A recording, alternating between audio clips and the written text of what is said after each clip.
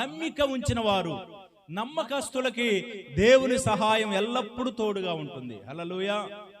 చూడండి, మనం ప్రతి విషయములో నమ్మకస్తులమై ఉంటే, ప్రతి విషయములో మరి మోషే నా ఇల్లంతటిలో ఏమై ఉన్నాడంట?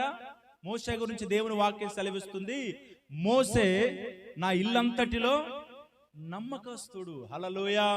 కాబట్టి దేవుని బిడ్డలారా, మనం మందిరములో నమ్మకస్తులుగా ఉండాలి, సేవకుడి దగ్గర నమ్మకస్తులుగా ఉండాలి, పరిచర్యలో నమ్మకస్తులుగా ఉండాలి. ఏదైనా బాధ్యత అప్పగిస్తే దాంట్లో ఒక నమ్మకమైన వ్యక్తిగా ఆ పన్ను చేయాలి. ఇప్పుడు చాలా మందికి కొన్ని బాధ్యతలు మనం అప్పగించినప్పుడు ధన రూపంలో కొంతమందికి బాధ్యతలు వస్తాయి.